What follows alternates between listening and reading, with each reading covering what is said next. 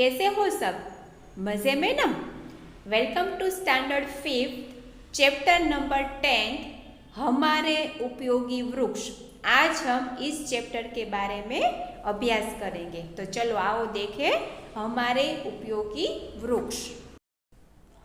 हमारे उपयोगी वृक्ष, हमारे यानी कि सबके, उपयोगी यानी कि हमें हर चीज़ में उपयोग में, प्रयोग में आने वाले वृक्ष यानी पेड़, जिसे हम इंग्लिश में ट्री के नाम से भी जानते हैं। हमारे जीवन में वृक्षों का बहुत महत्व है। सच बात है कि अगर वृक्ष न होते तो हमारा जीवन नहीं होता। इसीलिए हमारे जीवन में वृक्षों का बहुत ही महत्व है। स्वस्थ जीवन के लिए वृक्ष आवश्यक है। अगर हमें स्वस्थ जीवन जीना है तो वृक्ष बहुत ही आवश्यक है। स्टूडेंट्स, आप जानते ही होंगे कि ट्री से यानी कि वृक्ष या पेड़ से हमें ऑक्सीजन मिलता है, जो हम ब्रीथिंग में, मतलब हम जो सांस लेते हैं ना, उनमें हम ऑक्सीजन लेते हैं। वो ऑक्सीजन हमें ट्री यानी कि वृक्ष से मिलता है। भारतीय संस्कृति में वृक्षों की पूजा करने की परंपरा रही है। आपने देखा होगा कि आपके घर की लेडीज मम्मी है या आपकी चाची है या बुआ है या आपकी बहन है, आपके घर में भाभी है, तो वो वृक्ष की भी पूजा करती है। अमुक महीनों में वृक्षों की पूजा की जाती है। कोई स्त्रियाँ कुछ व्रत रखती है तो तभी उसमें वृक्ष की पूजा भी करनी होती है। तो हमारी परंपरा में वृक्षों की पूजा भी की जाती है। वृक्षों से वातावरण प्रदूषण मुक्त रहता है। सही बात है कि अगर ज़्यादा से ज़्यादा वृक्ष को उगाया जाए तो उससे वातावरण प्रदूषित नहीं होता है और वातावरण एकदम अच्छा होता है। यहाँ हम कुछ उपयोगी वृक्षों के बारे में जानकारी प्राप्त करेंगे। इस चैप्टर के माध्यम से हम कुछ उपयोगी, मतलब आप कुछ पेड़ों को जानते होंगे या अगर नहीं भी जानते हो तो इस चैप्टर के माध्यम से हम कुछ उपयोगी, मतलब यूजफुल ट्रीज के बारे में जानकारी प्राप्त करेंगे। सबसे पहला है नीम का वृक्ष। नीम अन्य वृक्षों की तरह उगाने वाला एक साधारण वृक्ष नहीं है। इसका मतलब ये है कि नीम एक साधारण वृक्ष नहीं है। इस पेड़ से हमें कई सारे फायदे और उपयोग मिलते हैं। भारतीय संस्कृति में इस वृक्ष को विशेष स्थान प्राप्त हुआ है। सही बात है कि हमारी जो भारतीय संस्कृति रही है उसमें नीम को एक विशेष स्थान की प्राप्ति हुई है। भारतीय चिकित्सा पद्धति आयुर्वेद से लेकर लोक साहित्य तक में नीम की गौरवशाली पहचान रही है। चाहे वो भारतीय चिकित्सा, मतलब कोई रोग की सारवार करनी हो, कोई बीमार हो, कुछ घर में कुछ प्रयोग किए जाने वाले हो, तो उससे उपयोग में लेकर लोक साहित्य, कि हमारा जो भारतीय लोक साहित्य है, तब तक नीम ने एक गौरवशाली पहचान बना ली है। नीम का वैज्ञानिक नाम है एजेस टिरेक्टा इंडिका।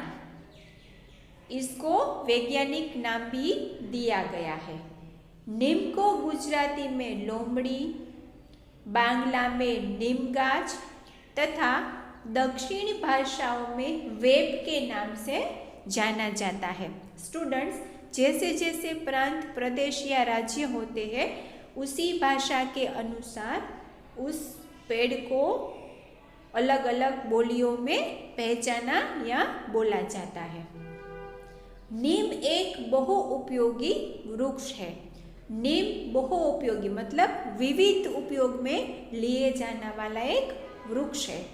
उसके पत्ते, फल, फूल, गोंद, छाल, तना, लकड़ी, जड़ आदि सभी भाग उपयोगी है। यहाँ क्या बताया गया है कि नीम के वृक्ष के पत्ते वो भी हमें उपयोग में आते हैं, उसके जो फल होते हैं वो भी उपयोग में आते हैं, उसके फूल है वो भी हम प्रयोग करते हैं, उसकी गोंद और छाल है उससे भी मेडिसिन बनाई जा सकती है। तना, लकड़ी और जड़, इसकी जो लकड़ी होती है और उसकी जड़ें हैं उससे भी कुछ बहुत ही औषधियाँ बनाई जाती है जो प्राचीन समय में बहुत ही आयुर्वेदिक पद्धति से बनाई जाती है। तो ये सभी भाग नीम के वृक्ष के बहुत ही उपयोगी बताए गए हैं।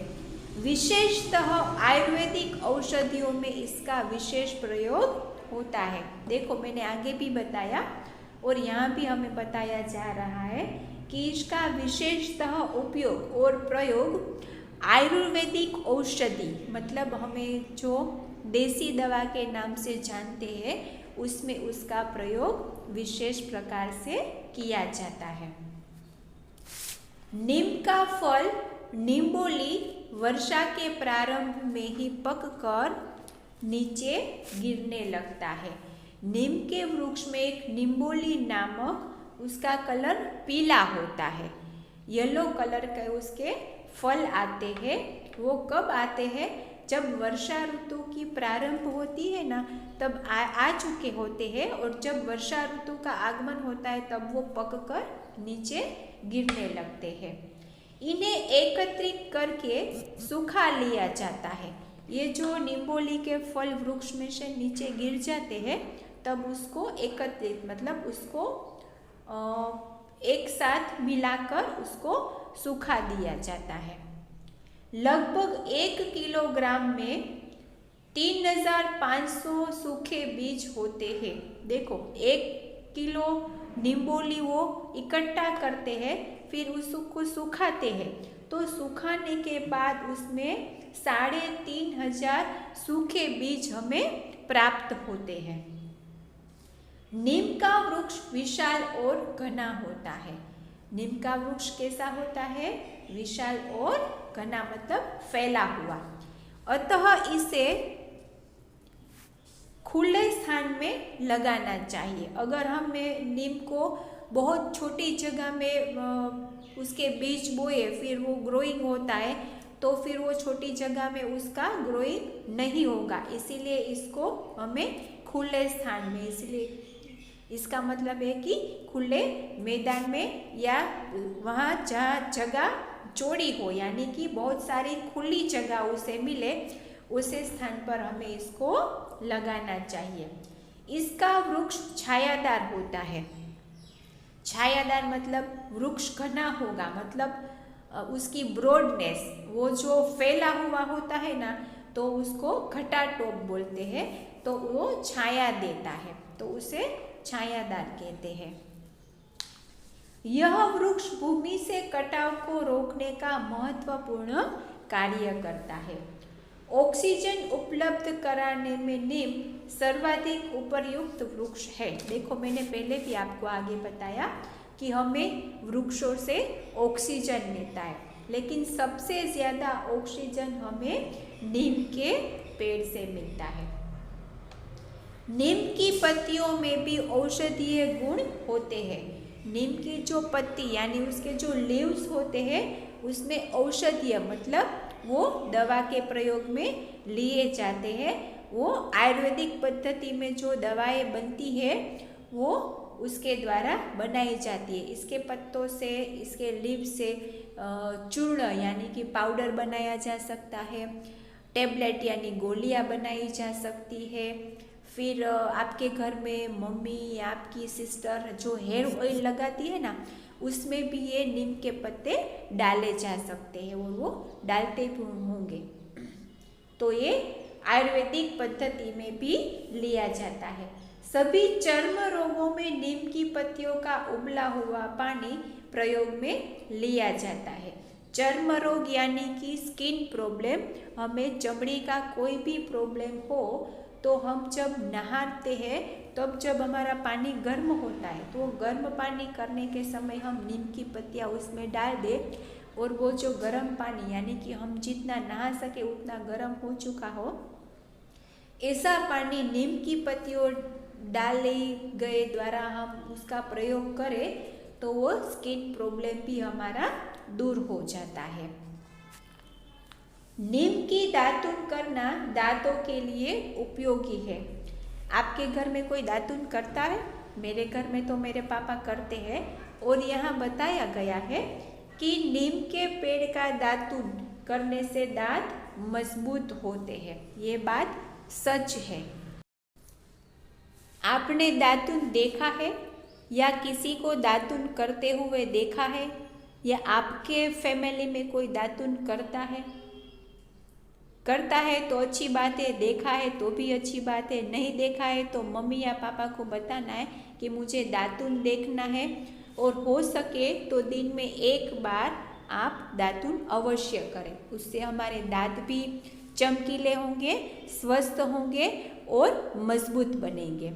आजकल तो क्या हो गया है, तो ये सुबह उठे, ब्रश लिया, उसमें बहुत सारा सा पेस्ट डाला, थोड़ा इस तरफ घिसा, थोड़ा उस तरफ घिसा, बस हो गया ब्रश। नहीं, ऐसे नहीं होता है। पहले के ज़माने में तो हमारे बड़े बुजुर्ग दातुन ही किया करते थे और 5-10 मिनट में नहीं, 1-1 घंटा वो दातुन चबाते थे और अपने दांतों में घिस घिस कर वो दांतें साफ करते थे। पहले तो दातुन मिलते नहीं थे, वो ऐसे पेड़ से वो अपने आप दातुन जैसी छोटी छोटी उसकी डालियाँ काट कर लेकर आते थे और फिर उसके दातुन बनाते थे और फिर वो दातुन करते थे।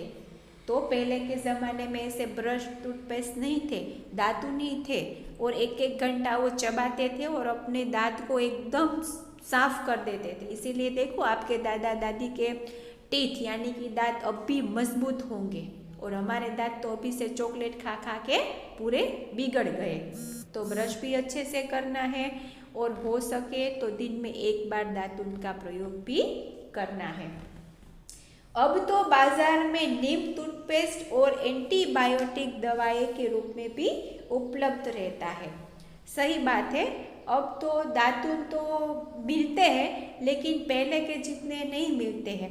तो अभी नीम की टूथपेस्ट बाज़ार में अवेलेबल है कि भाई हमें दातुन नहीं मिलते हैं नीम के, तो नीम की जो इसमें आगे भी बताया कि उसकी पत्तियाँ आयुर्वेदिक औषधि के रूप में भी प्रयोग की जा सकती है। उसी तरह ये नीम का पेस्ट या नीम का कोई ऐसा लिक्विड फॉर्म में उसमें ये पेस्ट बनाने का जो फॉर्मूला होता है उसमें नीम डालकर उसकी टूथपेस्ट तैयार की जाती है, जिसकी वजह से हमें आजकल दातुन न मिले तो हम ये टूथपेस्ट का यूज़ करके अपने दांतों के ऊपर उसका प्रयोग करके अपने दांतों को बचा सकते हैं, स्वस्थ और मजबूत रख सकते हैं। तो बाजार में नीम की टूथपेस्ट और एंटीबायोटिक दवाई के रूप में भी मिलना शुरू हो गया है। नीम के बारे में यह मान्यता है कि यह वृक्ष जहाँ होता है वहाँ रोग नहीं पनपते। सही बात है स्टूडेंट्स, हमारे आसपास स्पेशली आप अपने घर के आसपास वृक्ष न हो तो कम से कम 2-3 वृक्ष जगह के अनुसार आपको उगाने ही चाहिए। आपके घर के आसपास, आपकी मोहल्ले में, आपकी गलियां में अगर वृक्ष न है तो आप प्लीज़ वृक्ष को उगाइए और उसको बहुत ही अच्छा सा ट्रीटमेंट दें और वो वृक्ष बड़ा होकर आपकी भी सुरक्षा करेगा और हमें भी वृक्ष की सुरक्षा करनी चाहिए। ये बात सही है कि जहाँ वृक्ष होते हैं वहाँ रोग नहीं होते। पहले तो एयर सर्कुलेशन बहुत अच्छा होता है, वो जो हवा चलती है ना वो शुद्ध चलती है, हमारे आसपास ठंडक रहती है और स्पेशली जहाँ नीम का पेड़ होता है ना वहाँ रोग नहीं होता, क्योंकि नीम बहुत ही औषधीय प्रकृति से भरा हुआ है। तो जहाँ पर भी नीम होता है ना वहाँ पर कभी रोग होते ही नहीं है।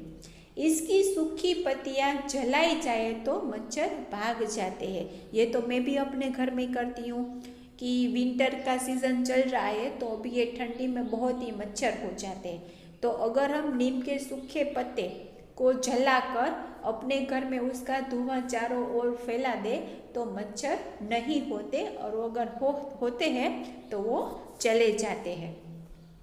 मलेरिया से बचाव होता है। अगर हमारे घर में मच्छर होते हैं तो हमें नहीं पता किस प्रकार के मच्छर, ये नॉर्मल है, डेंगू के है, मलेरिया के है, कौन से प्रकार के मच्छर हमारे घर में है तो हमें नहीं पता। तो अगर हम नीम के पत्तों की सूखी पत्तियां जलाकर उसको हमारे घर में धुआं दे, चारों ओर फैला दे तो मच्छर से भी बचाव होगा और जिस प्रकार के सारे मच्छर है वो भी चले जाएंगे, स्पेशली मलेरिया से हम बच जाएंगे।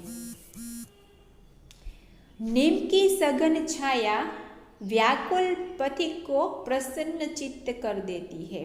अगर कोई पथिक यानी कि एक गांव से दूसरे गांव जा रहा हो और बीच में थक गया तो उसको थोड़ी देर आराम करना है, तो वो पथिक नीम के पेड़ के नीचे बैठकर आराम करेगा तो प्रसन्नचित, मतलब उसका एक तो वो पेड़ है वो घनादार है, छायादार है, ठंडक प्रदान करता है, तो हमें उससे बहुत ही भारी संख्या में उगाना चाहिए, जिससे हमें कितने लाभ मिलते हैं। तो हमारे घर के आसपास छांव लगी रहती है, हमें फ्रेश एयर मिलती है, मतलब ताज़ी हवाएं खाने को मिलती है, वो हवा लेने से हमारा स्वास्थ्य भी अच्छा रहता है। उस पेड़ के कितने सारे उपयोग हमें यहाँ दिखाए गए हैं कि उस पेड़ के पत्ते, उसकी जड़ें आदि सब, पत्ते, फूल, फल, गोंद, छाल, लकड़ी, सबसे कितना कुछ सारा बनता है। तो ऐसे वृक्ष तो हमें लगाने ही चाहिए कि जिससे हमें इतने सारे फायदे मिलते हो। तो मैं आशा रखती हूँ कि अगर आपके घर के आसपास कोई भी वृक्ष नहीं है तो आप स्पेशली नीम का एक वृक्ष तो लगाएंगे ही, और अगर वृक्ष है तो हम नीम का वृक्ष तो हमारे घर के पास लगाएंगे ही।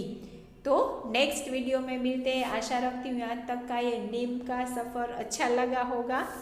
नेक्स्ट वीडियो में हम आगे का चैप्टर का अभ्यास करेंगे। बाद में मिलते हैं, तब तक के लिए bye bye, thank you very much.